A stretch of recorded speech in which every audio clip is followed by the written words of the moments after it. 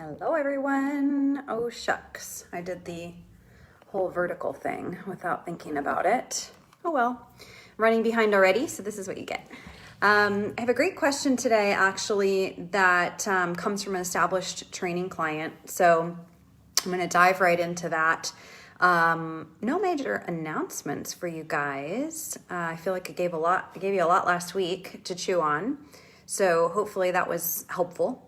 While you're on the broadcast, just in case you're brand new, feel free to drop questions in here. I have until about 5 minutes before 1 o'clock to share with you today. So about 55 minutes to chat with you today if we need that whole time. And if you have questions that you want to throw out while I'm answering the existing ones, I will absolutely circle back and tackle them for you, okay? So feel free to drop them in here. If you're watching the replay back, you can always send an email to us, April or myself, april@hope2canine.com or Cameron@hope2canine.com. Hey, Gina, good to see you. Yeah, it has been a long time. Both of those email addresses and sending the subject line Fix It Friday with your question and as much detail as you can share with me are great ways to get access to me sharing an answer free for you right here, okay? So welcome in, and I will start off with the topic for today. So this is two dogs that have gone through some training with us. They're doing awesome. Owner says, can't thank you enough. Allows so much freedom and improved our relationship so much. I love hearing that from you, Brittany. Thank you. One thing that's becoming an issue that I thought one of them would outgrow, but he never has, is submissive urination. So this is a topic that I covered actually in Raising a Rock Star, which is our online classroom, our subscription-based classroom. It's a donation-based hub, and when you are a donor to our organization for $27 a month or more, you get access to that room. So in Raising a Rockstar, all our puppy content is there, really focused on developmental education so that you can prevent behavior issues with dogs. Again, that's our big focus here for the foundation in general. So in that group, if you want to jump in there and sign up and become a part of that community, you'll get answers to things like this and a hell of a lot more. But Brittany says, as a puppy, we nicknamed him Pee-Pee Sprinkles because he gets excited and sprinkle pee everywhere. I'm dealing with that with my current puppy. As an adult, he's still exhibiting this behavior, and I'm wondering if there's anything I can do to help him, possibly giving him some more confidence, ? He genuinely is the most passive, submissive dog I've ever owned. The rolling over and peeing on himself is a problem I'd like to resolve if possible. Any advice is appreciated. So, submissive excitement urination. I talked a lot about this in the group, the Raising Rockstar group, and I'm going to try and remember everything that I threw at that crowd. But number one, you've really got to get proactive. What so often happens with these dogs is owners are in a hurry. They're adding stress, pressure, excitement, arousal to the dog already, and it's making matters worse. And then it becomes habitual that the dog does it. Hey, Kelly, good to see you. That the dog does it. And then the owner reacts, right? So now the dog feels even more sensitive, even more emotional or insecure, because now we have an owner, even just if energetically, going, oh, this makes me insane. It's another mess. Oh my God, don't step in it. Don't roll in it. Like I said, been there, done that. I'm dealing with that with a puppy currently who just leaks and piddles, just all the time, everywhere. If you aren't, so very boring and you can't get that puppy out straight away to a patch of grass, hey, Chrissy, then you're going to have piddle, through to the door or on the deck or, on your foot. It could be she pees on her own foot, okay? So number one, you got to get proactive. You got to recognize that touching and talking to these dogs, adding this kind of excitement, stuff often works against you and creates too much more arousal or excitement, which is going to get you more pee. Number two, if you need to move them quickly, a slip lead is a better tool, right? If you need to get them out to a place where you're going to be able to prevent having the accident, be more so of a drama to clean up, use a slip lead. Don't try to put e-collar, prong collar, these types of tools on. Just slip and go so that you can say nothing, you can expedite, and you can be not physically chasing, corralling, or touching your dog otherwise. Just slip from the crate and out. Which the crate is an important comment here. You know, if we have a dog that was given too much freedom too soon when they were exhibiting these types of behaviors, and from the core they're insecure, anxious, or sensitive, then we have to go backwards and use that tool more effectively. The crate is most valuable for these dogs because it's a safe place. It's security, it's structure. It's consistency that helps build confidence, that nails all these points that you are suspecting might be contributing factors to what will help your dog to get better, or that could be at the core of why they're doing what they're doing. So I would say, Brittany, take a look at whether or not, because they were trained, right? They did so well with certain things, you have to worry about them in these different areas, if you started to relax and allow more freedom too soon. And so now you have a dog that's not getting the level of structure and guidance and accountability, or even just rest and recovery time. These are dogs that often, if you think about a sensitive person, a passive person, they are often, the introvert, or they're the empath, or maybe they, give a lot all day long, and they need that buffer, that rest, that recovery time, because they spend so much time on and trying to help other people feel good about themselves or making them happy, right? People pleasing. So you need to build that recovery space by having an increase in the use of that crate tool. And that's what gets you proactive as well. It's what allows you to be completely calm and controlled, going up to that door, saying nothing to that dog. You're not feeding the issue that they're experiencing of overstimulation or sensitivity. You are silent. You say absolutely nothing. You can go up to that door. You can use that door to apply a little bit of pressure if you need to. You don't even make eye contact with these dogs. You slip and go, okay? To get them outside, get them to completely eliminate before you move on with any sort of interactions. My suspicion is that this is a dog that again, they got training, they perform really well in all these other areas, but then you're forgetting who they are at the core, and what they require in order to be successful in this area still requires that you treat them as a dog that needs the structure and the discipline and the rules and the boundaries and the tools that worked to get the obedience part of that dog addressed, okay? So check in, just a sort of a check-in for you to do with yourself on, did we back off on that crate use in a way that is actually really important to this dog? They might need different things, your two dogs, almost guarantee you. I do know that for a fact with these two dogs, but to the general population, just like children, you can have, 8 kids from the same parents, and they're all going to be different. They're all going to have different personalities. They're going to have different needs. They may have similarities, but they're going to have a lot of differences as well. Their uniqueness that they just come onto the planet with. So your dogs, despite all living under the same house, maybe they eat all the same food, you treat them all, you think the same way. They're different, and they have different needs. Yes, a lot of small dogs have this problem, especially because they tend to be allowed to get away with more obnoxious behaviors or more, problematic behaviors that you can't tolerate or won't tolerate from an 80-pound dog. But I see the submissive urination thing in all breeds, some more so than others. I had a boxer 20 years ago that would walk and pee 1,000 square feet. It was so irritating, very, very frustrating. So that was my introduction to the value of a crate and why you want to use that crate and how you can use that crate. I want to go back to this specific case though, rolling over on the back. Again, if you've got this dog leashed before exiting the crate, that's not an option. You can stop that behavior. You see how I mean about being proactive? If you have, a leashed dog when you're doing introductions, you can actually guide physically that dog to, a seated position, for example, instead of allowing them to flop down and roll over. But also you've got to pay attention to whether or not you are allowing or expecting your dog to receive physical touch when he's clearly telling you that doesn't work for him. So question here and another check-in and take stock here of what your process is.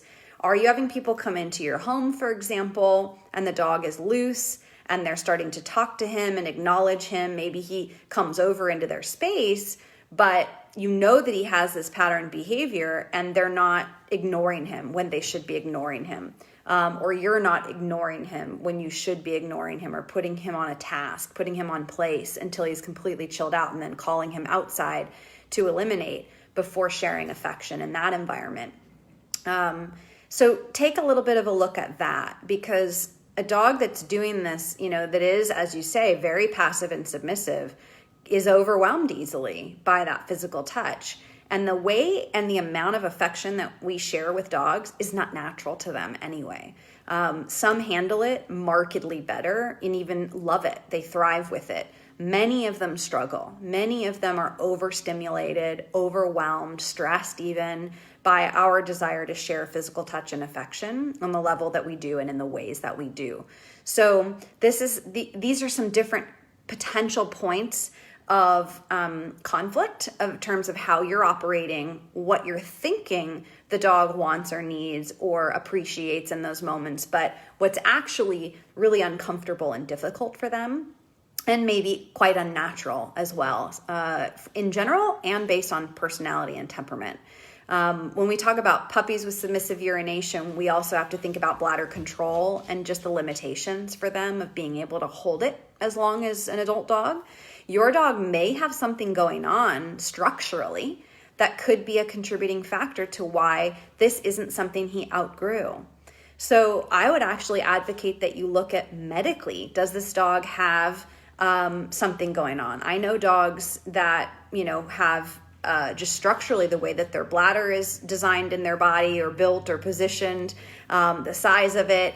If they have a history of UTI or other infections, there can be compromise there to their control and their ability to hold it as long or as well.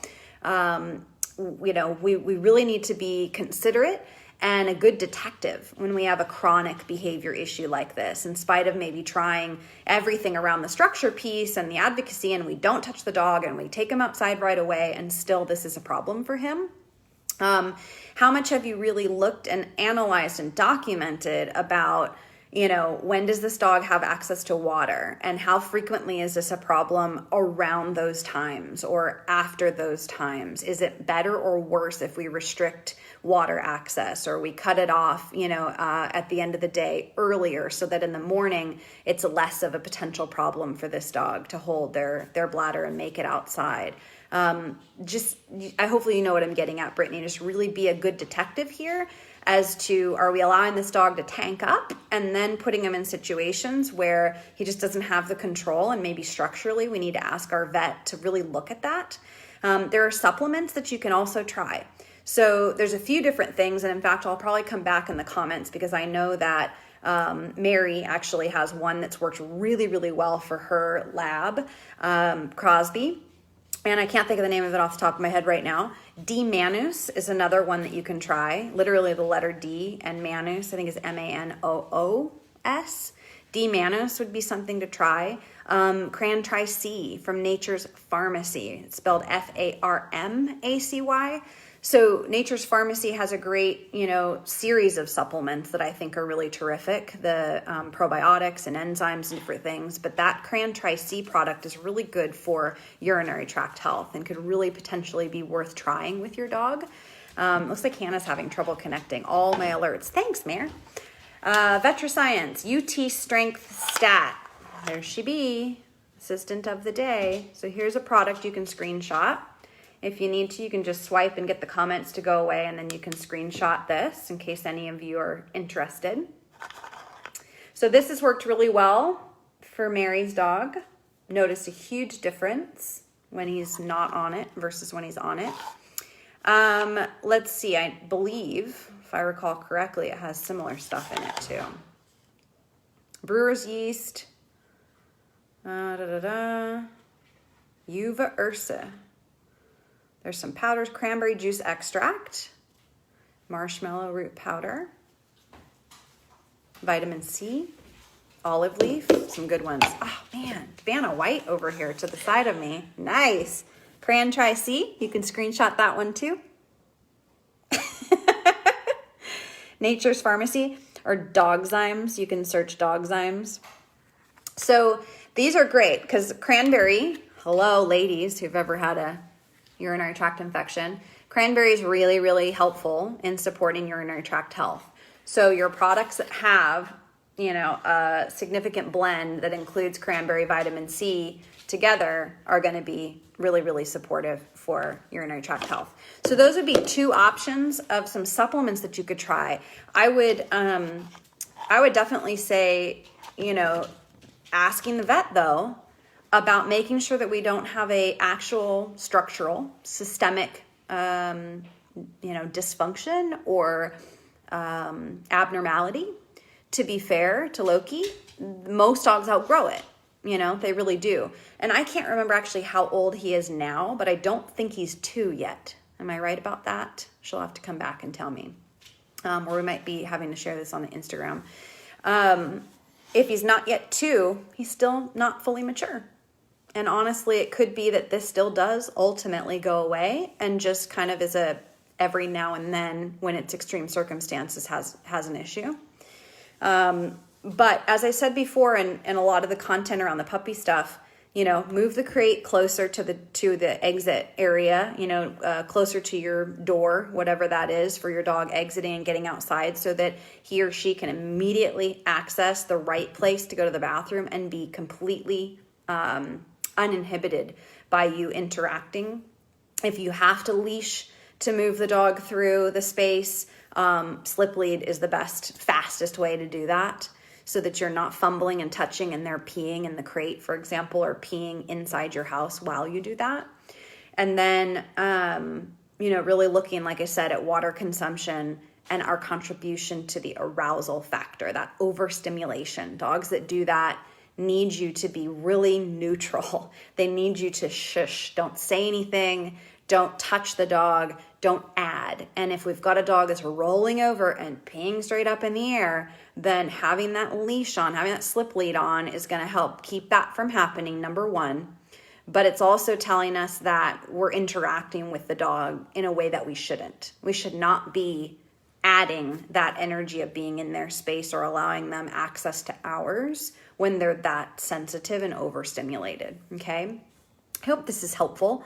The scenario that I would recommend as far as vet assessments would be on the very most basic level, a urinalysis to start with, but you may have to do an ultrasound or x-ray even to get some more data about whether this is a physical thing, whether this is a systemic structural issue. And then you'll know from going back to supplement experiments what you might be able to expect here. Because if you're trying to treat with a supplement, but the bladder just simply is broken, it's not working the way that it should, then you're going to get some false results here as to, whether these are actually still good products and valuable, but maybe not the right approach for your particular situation. And then if we're talking about, like I said, I think he's about 2 years old or not yet 2 years old, if I'm not mistaken, could be younger. Could be older. Man, it's so hard for me to keep track of all these dogs anymore. I've been doing this for a hot minute. But if you're in the audience and you have a puppy who's a piddler, trust me, I empathize. It sucks. It is no fun at all, but the same rules apply. And they do figure it out ultimately. I was talking with Anne-Marie the other day, my breeder of the Glens, and, Anne-Marie said teething also will promote more of this piddly stuff. So for the puppies, they might have stages where it comes and goes, where it's better or worse. Normal. That's totally normal, by the way. And I have found that to be true. Even a lot of things happen, just like with human babies when puppies are teething. They can have diarrhea. They can have, a lot of different things going on that are related to their body getting rid of these old teeth and popping through the new ones. And they just don't feel well. They really just don't feel well. So if you have more questions about submissive urination, excitement peeing, if you have a different scenario and I didn't tackle what makes sense to you, or you tried everything that I've, described, then write me in and be specific about, what your situation is, the type of dog. The medical history is of interest to me. I think that It's a state of health question mark when we really do get into an adult dog who's doing this. And it's too often nowadays, pet owners think my dog's healthy. If it doesn't have cancer, somehow it's good. We're good. But have you actually looked at the state of health? Have you actually taken the time to, run blood panels and really see, are we where we want to be? Are we where we could be with this dog? Not just on the regimented schedule of what your veterinary professional recommended for vaccines or an annual checkup. If your dog has bad breath, if their stool is abundant or loose and excessively stinky, if your dog's weight isn't, easy to manage, if they've got too much weight on them, they don't have good lean muscle mass, if they have a tendency to have a runny nose or eye goobers or, any kind of discharge, this is not to be written off. If they're frequently urinating, if they seem excessively thirsty, this is telling you that maybe the diet's not targeted where it needs to be, which will then be the core source of everything, right? The gut is the root of everything. And excessive urination, submissive peeing can be something that is a part of that overall gut biome health. If the dog is stressy and anxious and sensitive, it's going to be from a core place that we can influence and at least, be conscious to not make worse by what we feed that dog and how we support that immune system, how we support that nervous system. Okay. So I talk a lot about the fact that our training programs are really holistic. We want to serve that dog from the inside out. We're going to give you a crap ton of advice about what we know is super important to take into consideration. Diet is a huge piece of the behavior puzzle. If you're not up for making those adjustments and customizing things for your individual dog and really doing the deep dive work with, a holistic vet professional ideally, then there will be some question marks around what they do and how they perform and what results you get that we're limited to deal with when it comes to training and using tools. You see what I mean? So I would say this is a case where we really want to think about maybe he needs a little bit more support nutritionally, medically even, as long as you're doing everything also at home that you need to do to mitigate that overstimulation, over-arousal, etc. And if we've got a dog who's rolling over and peeing up in the air, we need to stop that. We need to get proactive.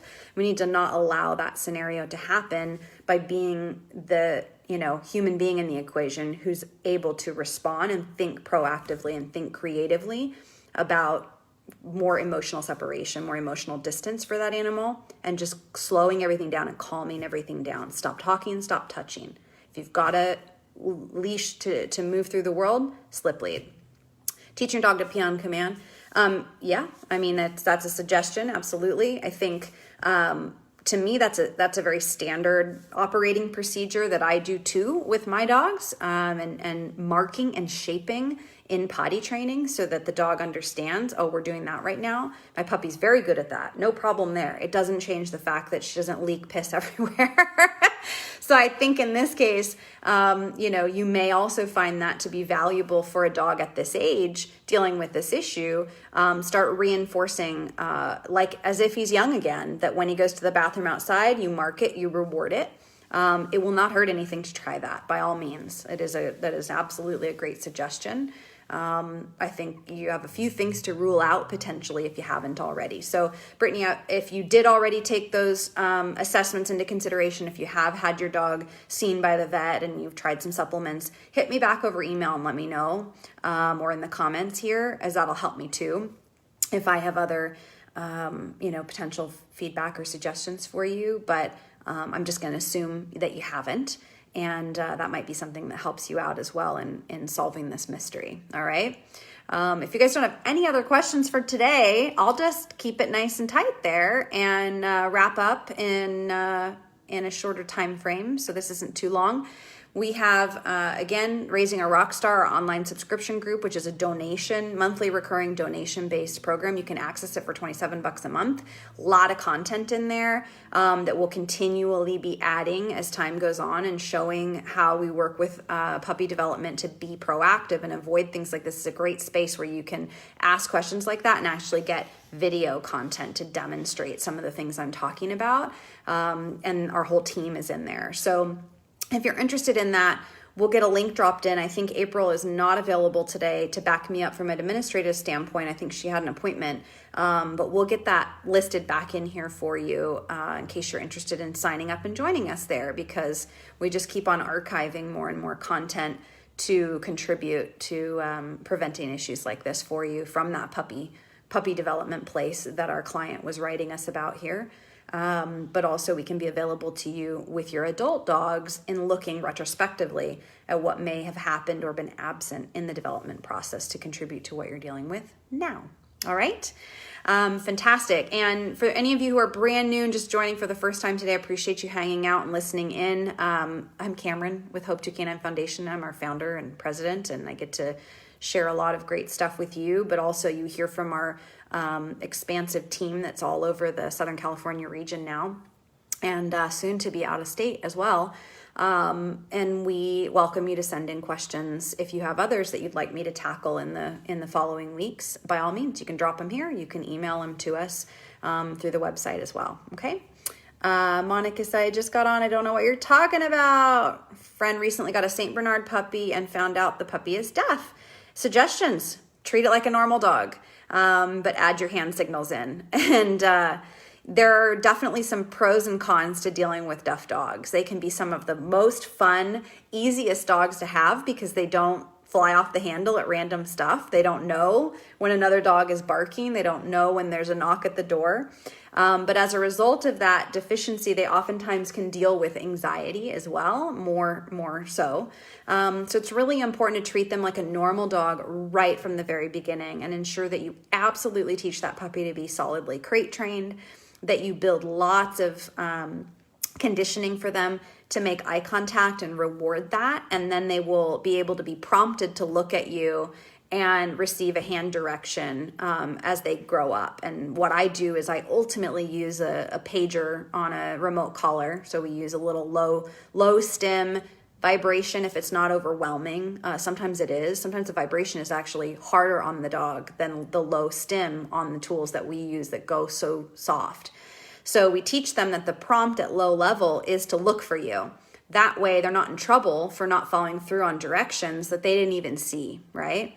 But when you teach them that sensation means to find me, then they look at you and they can receive the command. Let's say you teach them to come or sit, right? I try to do hand signals that are one-handed because if you've got a remote or food in the other, it's a lot easier if your hand signals are one hand. So that might be something to tell your friend about, is just to make sure that they don't overcomplicate their signs. I almost became an ASL interpreter. That was a past life that I had actually doing sign language interpretation as a teenager and into my early 20s.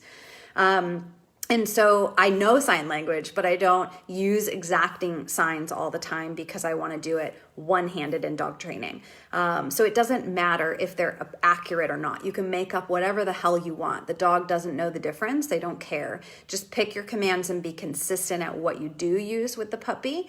And it's a lot of food and engagement building right now in order for them to just pay attention and choose you, but then complementing that with a lot of crate time and building that independence so that you manage any kind of separation anxiety issues that might pop up, because they are more prone to that.